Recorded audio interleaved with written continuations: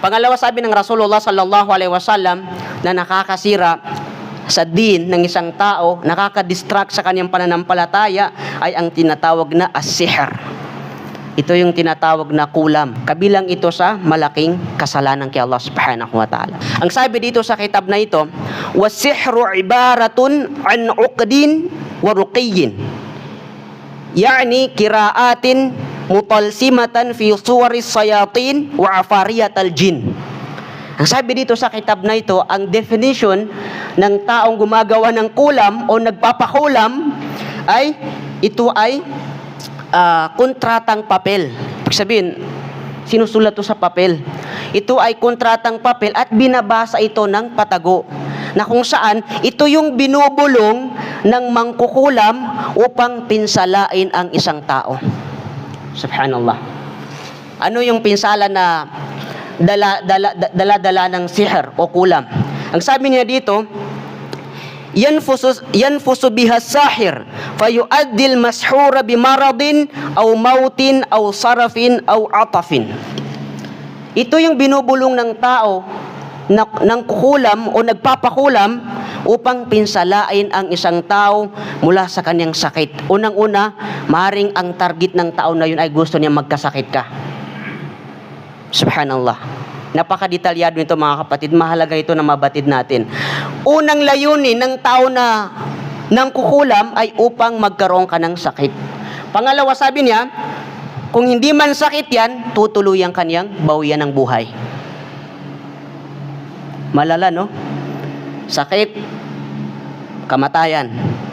Pwedeng mangyari sa isang tao na tinamaan ng kulam o di kaya kinulam. Pangatlo, sabi niya, aw sarafin. Ang ibig sabihin ng saraf, yani yasrifuhu amma yurid.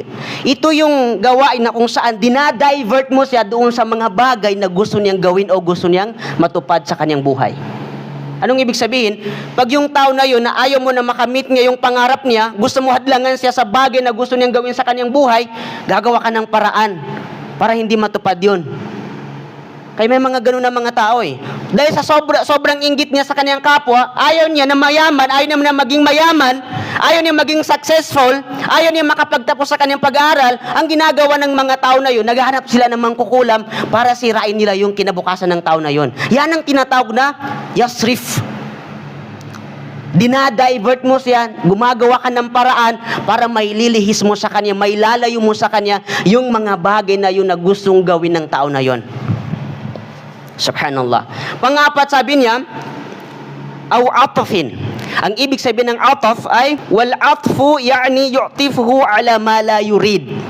Ang ibig sabihin ay ini-incline mo sa kanya yung mga bagay-bagay na ayaw niya mangyari sa kanyang buhay. Anong halimbawa? Isa sa bagay na hindi gusto ng tao ay yung mapahiwalay siya sa kanyang asawa o di kaya magkaroon ng alitan sa kanilang pamilya. Tama? Sino bang lalaki na gusto niyang mapahiwalay sa kanyang asawa? Pero sabi ng mga tao na gumagawa ng sihir, napakasimple lang yan. Gusto mo maghiwalay sila? Gumawa ka ng sihir. Maghanap pa ng magaling sa sihir. Sa ganung paraan ay maghihiwalay sila. Mahal na yung asawa niya eh. Tapos, hindi, paghiwalay natin. O di kaya may dalawang tao na nagmamahalan, dahil sa sobrang inggit na yun, gusto mo magkaroon sila ng hidwaan. Siyempre, normally, yung dalawang tao na nagmamahalan, ayaw nilang magkaroon ng hidwaan. Ayaw nilang magkaroon ng alitan, nagmamahalan eh. Pero nung dumating ka sa buhay nila, sisirain mo yung puputuli mo yun. Gagawa mo ng kulam. Maghanap pa ng magaling na mangkukulam para sirain mo yung pagmamahalan nila. Yun ang sinabi ni Allah subhanahu wa ta'ala sa banal na Quran, na kapag ang isang tao ay kinulam, ang unang tatargetin niya sa tao ay kung papaano niya paghiwalayin ang mag-asawa. Anong sabi ni Allah subhanahu wa ta'ala? فَيَتَعَلَّمُونَ مِنْهُمَا مَا يُفَرِّقُونَ بِهِ بَيْنَ الْمَرْءِ وَالزَّوْجِ. Yung mga tao na nangkukulam at nagpapakulam, sabi ni Allah subhanahu wa ta'ala, pinapag-aralan nila, sabi ni Allah subhanahu wa ta'ala, kung papaano nila paghiwalayin ang lalaki sa kanyang asawa. Yufarriq. Ibig sabihin, totally paghiwalayin niya yung tao na yun kapag ikaw ay kinulam, ay talagang magkaroon ng dahilan kung paano magkahiwalay yung dalawang mag-asawa. Kaya nakakalungkot lang isipin, no, may mga tao sa social media na lahat ng kanilang mga achievements, lahat ng kanilang mga meron sa kanila, dapat na nasa pribadong pamumuhay mo lang, pinopost nila lahat sa social media. Kaya ina-advise ng mga scholar natin, yung mga bagay-bagay na ito ay private life mo, wag mo ipopost sa Facebook. Lalo pa kaya pag asawa mo eh.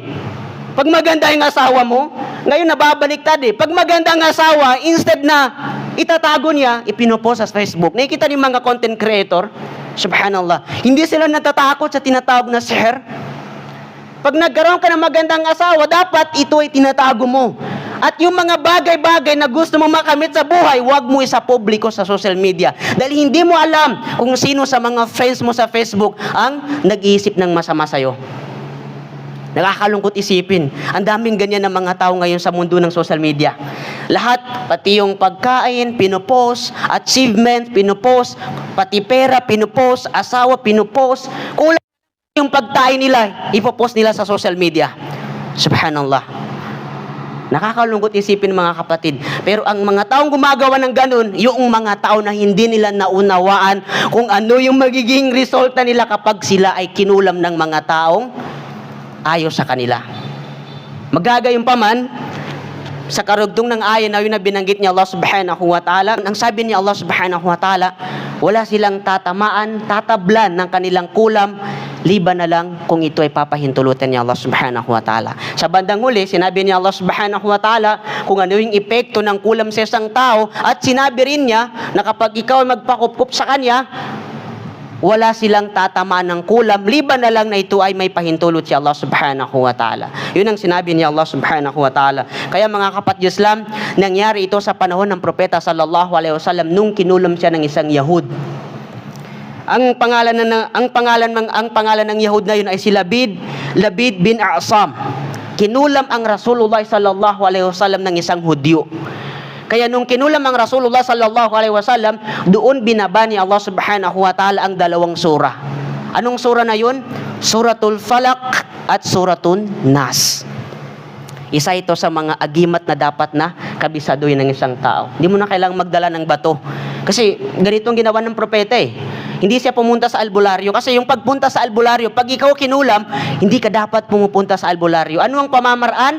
Unang-una ay gagamutin mo ang sarili mo sa pamamagitan ng mga sunnah ni Propeta Muhammad o di kaya mga ayat sa Quran na kung tawagin ito yung tinatawag na ruqyah. Magruruqyah ka sa sarili mo. Sa isa sa ginawa ng Propeta sallallahu alaihi wasallam, binabasa kanya ang Suratul Nas at saka Suratul Falaq bilang panglunas niya, pang proteksyon niya doon sa kulam ng Yahudi sa kanya.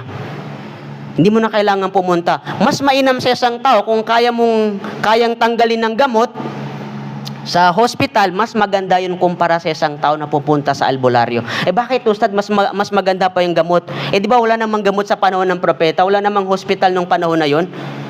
Walang hospital nung panahon na yun. Pero yung pagte-take mo ng medicine, pagpunta mo ng hospital para pagalingin ka, walang kinalaman ang pananampalataya ng tao doon.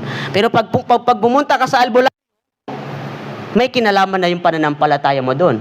Kasi gumagawa na sila ng mga spiritual na gawain na labag sa pananampalatayang Islam. At bukod doon, ang sino mang tao na pumunta sa albularyo, magtatanong, o di kaya meron siyang gustong malaman, 40 araw walang tatanggapin sa kanyang mga pagsamba kay Allah subhanahu wa ta'ala.